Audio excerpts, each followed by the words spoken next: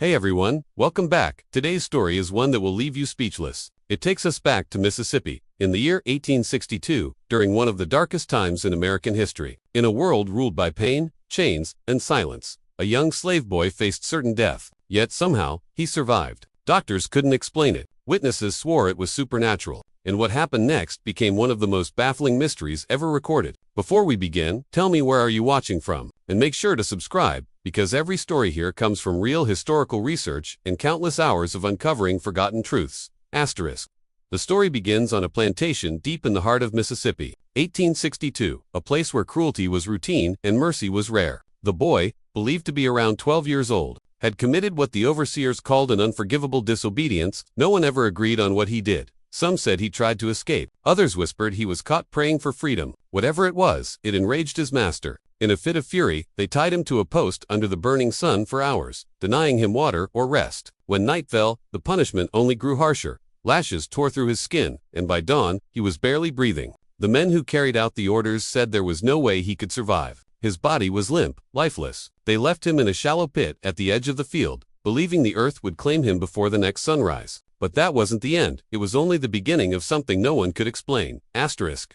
It all began on a remote Mississippi plantation in 1862, a year when the Civil War was tearing the country apart. But inside those fields, another kind of war was raging every single day. A war of cruelty, control, and survival. Among the enslaved was a young boy, no older than 12, small in size but known for his quiet defiance. Some said he would stare his master in the eye instead of bowing his head. Others whispered that he'd been caught whispering prayers for freedom, words that were forbidden, even dangerous. One afternoon, when the plantation overseer accused him of refusing an order, something as simple as stopping to drink from the water bucket without permission, punishment came swift and brutal. The boy was dragged into the open yard, tied to a post beneath the scorching Mississippi sun, and left there for hours as the other slaves were forced to keep working. The air was thick with heat, flies swarmed his open wounds, and the sun beat down like fire. By the time night fell, his lips were cracked, his back shredded from the whip, and his breaths shallow. But the torment didn't stop there. As if determined to make an example out of him, the overseers returned after dark.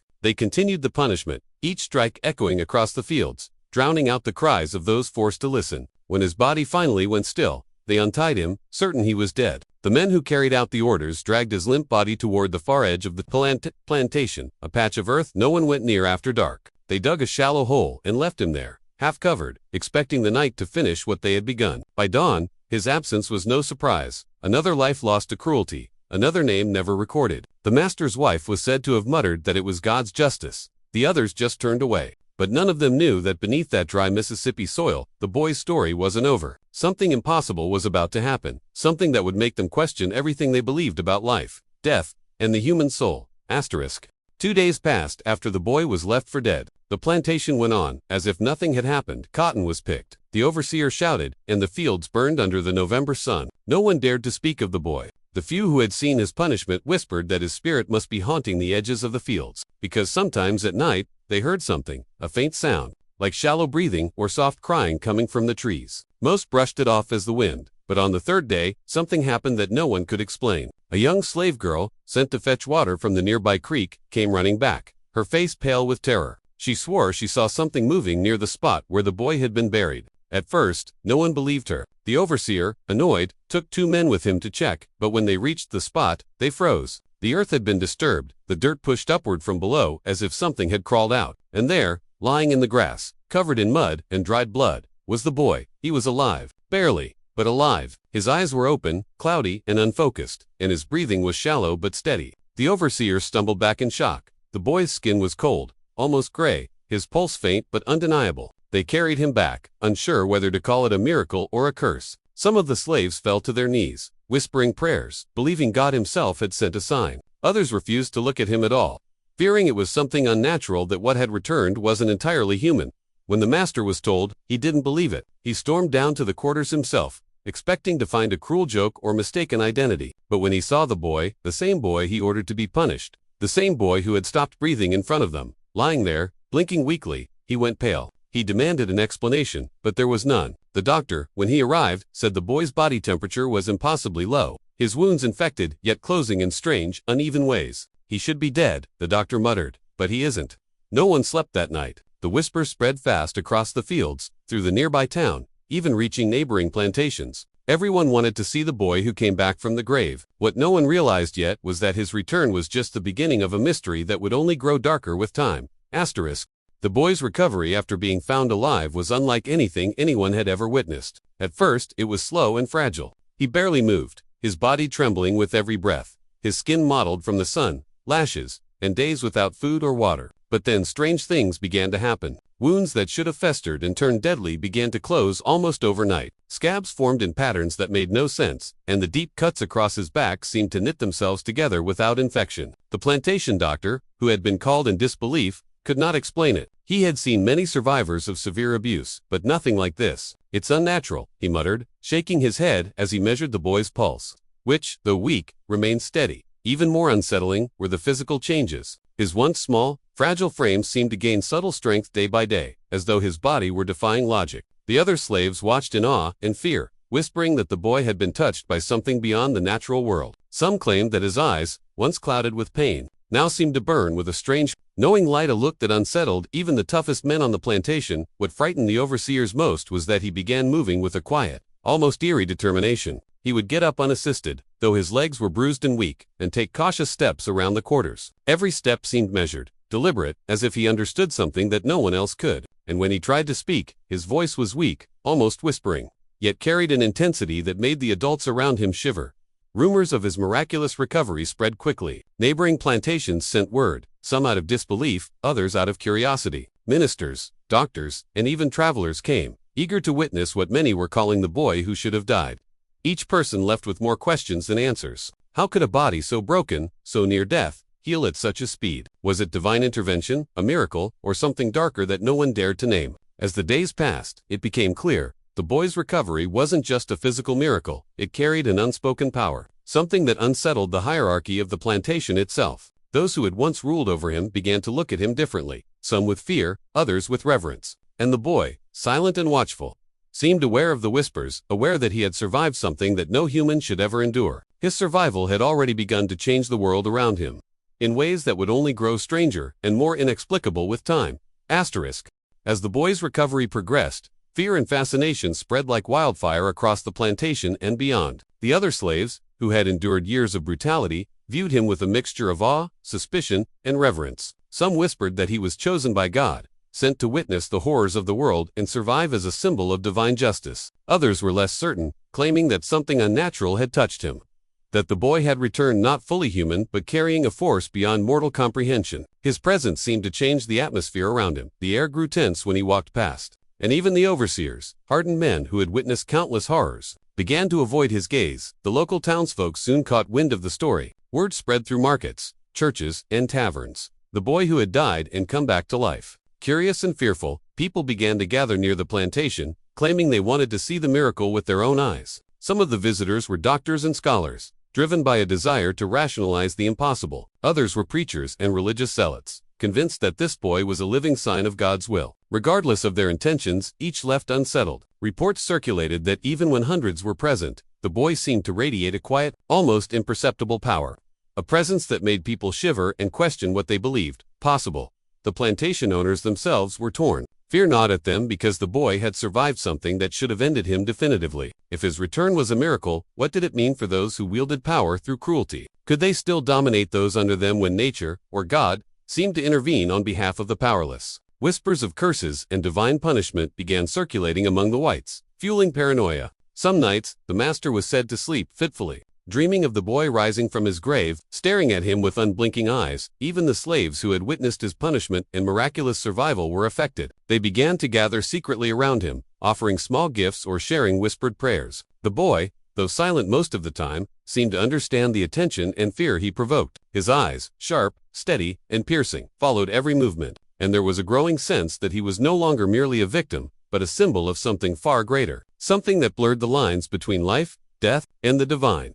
The fascination was not just superstition. People claimed that strange events happened around him. Water seemed to remain fresher near his quarters. Animals behaved unusually calm in his presence. And some claimed that sick people who touched his hands felt relief. Whether coincidence, miracle, or something darker, the boy's survival had created a ripple of fear and curiosity that no one could contain. His story was no longer just about a child who should have died. It had become a tale that challenged everything people thought they understood about life, nature, and the unseen forces that might govern it. By the end of that year, the plantation and surrounding towns were buzzing with tales of the boy who defied death. The fear, and fascination that surrounded him only deepened, making him a living legend in Mississippi, a mysterious figure whose survival no one could explain, and whose presence would haunt the memories of all who saw him for decades to come. As news of the boy's miraculous survival spread, whispers quickly turned into legend. People began to speak of him in hushed tones, calling him the boy who should have died, and attributing powers to him that no one could prove, yet none dared question. Even months after his recovery, strange occurrences continued to follow him, fueling speculation that his survival was more than mere chance. It was something supernatural. Some slaves believed he was touched by divine favor, a sign from God himself, while others feared that he carried a curse, a force too dangerous to understand. The plantation owners and overseers, already unnerved by his inexplicable recovery, grew increasingly paranoid. Every misfortune on the plantation, a sick animal, a failed crop, or a sudden storm, was quietly blamed on the boy's presence. They feared that his survival was a judgment on their cruelty, a reminder that power over life and death was not entirely theirs to wield. Some whispered that his very existence challenged the natural order, and this quiet rebellion, more powerful than any spoken word, unnerved even the most hardened men. Even among the wider community, the boy became the center of rumors and fascination. Travelers from neighboring counties came to witness him, eager to see the boy who had defied death. Ministers debated whether he was a miracle or a test of faith. Doctors were baffled. No medicine could account for his recovery. No treatment could explain his rapid physical improvement. Some claimed that his eyes had a strange intensity, seeming to look right through a person, reading thoughts they had never spoken aloud. The combination of fear, and curiosity transformed him into something larger than life. A symbol, a warning, and a miracle all at once. Stories of his miraculous abilities began to take on a supernatural tone. Some claimed he could heal minor injuries simply by touch. Others whispered that the boy could sense danger before it came. When he walked through the fields, animals behaved strangely. Birds would fall silent, dogs would grow still, and horses would shy away, as if they sensed something otherworldly. These claims may have been exaggerations, but they were powerful enough to cement the boy's reputation as someone no ordinary human could be. Yet despite all the attention, the boy remained quiet, almost withdrawn. He spoke little, and when he did, it was in a voice barely above a whisper. But his eyes seemed to carry the weight of everything he had endured. His silence only fueled the legend, leaving people to fill in the gaps with fear, awe, and imagination. By the end of 1862, the boy was no longer simply a child who had survived. He had become a living mystery, a symbol of something beyond human comprehension. Stories of his miraculous survival were retold over and over, growing with each telling, until the boy's name became etched into the folklore of Mississippi, remembered for generations as a child who cheated death itself, leaving the world to wonder what forces had truly allowed him to live. As the legend of the boy grew, it inevitably drew the attention of local priests, ministers, and doctors, all eager to understand, explain, or claim authority over this extraordinary event. Religious leaders saw him as a sign, a living miracle that could inspire faith in a time of turmoil. They visited the plantation, sometimes in groups, praying over him, reading scriptures aloud, and asking the boy to speak of what he had seen in the days he should have been dead. The boy, however, rarely responded. His silence only added to the mystique. The religious men debated among themselves whether his refusal to speak was a test of their faith, a sign of divine wisdom, or a reminder that human understanding was limited in the face of true miracles. Doctors and medical practitioners approached the boy differently. Driven by curiosity and scientific reasoning, they examined him, took his pulse, checked his wounds, and documented every abnormality. Yet no matter what they did, they could not reconcile his survival with the laws of medicine and nature. His wounds healed at unnatural speeds, his strength returned in ways that defied logic, and his vital signs were erratic yet stable. Some doctors speculated about hidden resilience, while others quietly admitted that his survival was inexplicable. Notes from these examinations, some of which survived in private journals and letters, described the child who had cheated death in ways they could not rationally explain. That the interplay between science and faith only intensified the fascination with the boy. Some religious figures argued that the doctor's inability to explain his survival was proof of divine intervention, while doctors insisted that the religious interpretations were superstition. This debate drew even more attention to the plantation, attracting visitors from surrounding towns, all eager to witness the boy and form their own opinions. The boy himself seemed largely indifferent to the attention, moving quietly among the visitors, observing them with the calm intensity of someone who had seen the boundaries between life and death firsthand. Amidst all this scrutiny, the boy's demeanor remained the same, silent, watchful, and almost otherworldly. People noted that he seemed to understand more than he could communicate, as if he had glimpsed a reality beyond ordinary human experience. His presence challenged authority in subtle ways. The masters who once ruled with fear found themselves uneasy around him, while the religious and medical figures argued over his meaning and significance. The boy had become a living paradox, a child caught between worlds, whose very existence forced people to confront their beliefs about mortality, faith, and the limits of human understanding. By the time months had passed, the boy's story had spread far beyond the plantation. Reports reached nearby counties and even distant states, sparking debates, curiosity, and fear. The investigation by priests and doctors had not solved the mystery. If anything, it had amplified it. Their records, letters, and testimonies would survive as some of the earliest documented accounts of what people called the miraculous slave boy, a child who had survived against every law of nature and whose life became a symbol of the inexplicable forces that sometimes touch the world in the darkest of times. Asterisk. As the months passed, following the boy's miraculous survival, strange symbols and signs began to appear near the place where he had been left for dead. Some of these were subtle, small scratches on the wooden posts, marks in the dirt that seemed to form patterns, or stones arranged in unusual sequences. Slaves whispered that these were not the work of humans but the boy himself, or perhaps some force that followed him. They claimed the marks appeared overnight, sometimes glowing faintly in the moonlight, and often coincided with other inexplicable events, sudden gusts of wind, animals acting strangely, or eerie sounds echoing across the fields.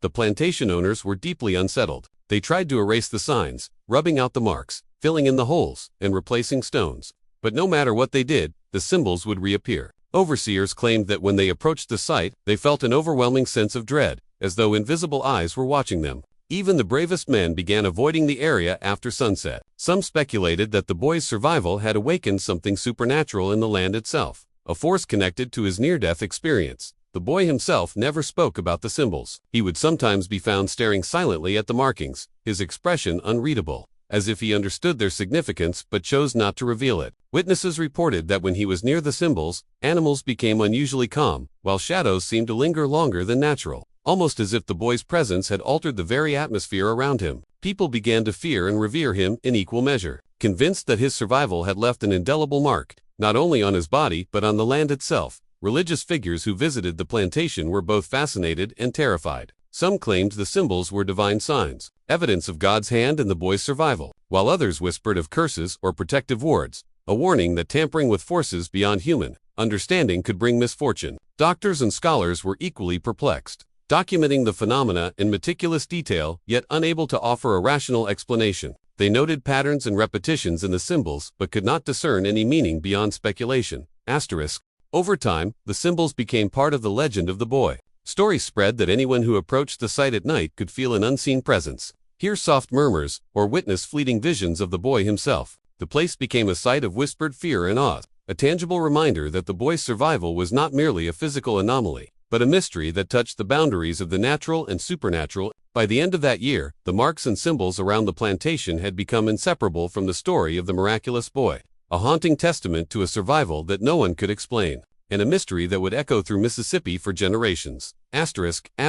Despite his miraculous recovery and the strange occurrences surrounding him, the boy remained largely silent, refusing to speak about what he had endured. During those days, he was left for dead. His silence only deepened the mystery. Slaves and observers alike noticed that he avoided conversation and rarely answered questions, speaking only when absolutely necessary. When he did speak, it was in whispers, each word carrying a weight far beyond his ears, as if he had glimpsed something beyond the human experience. People began to speculate that the boy had seen visions of the afterlife, or had been touched by a force beyond understanding, experiences that left him unable to communicate in ordinary language. Those who witnessed him in this period noted subtle changes in his demeanor. He moved with a careful, deliberate precision, as though every step and gesture were measured against some invisible standard. His eyes, once clouded from illness and exhaustion, now carried a piercing intensity, scanning the environment with an awareness that unsettled even the adults around him. Some reported that he seemed to anticipate events before they happened, warning others of small dangers without explanation. Others claimed that animals reacted differently to his presence. Birds would pause mid, dogs would lie still, and even horses, usually behaved calmly near him. Visitors who came to the plantation, including doctors, ministers, and curious townsfolk, were both fascinated and unnerved. They would ask the boy questions about his ordeal, trying to uncover the secrets of his survival, but he would rarely respond. Some interpreted his silence as a sign of wisdom, a kind of knowledge that could not be shared in words. Others feared it was a warning, that his survival had left him carrying a power or insight too dangerous to reveal. The boy's quiet presence created a tension, a mix of reverence, fear, and curiosity that enveloped everyone who came near him.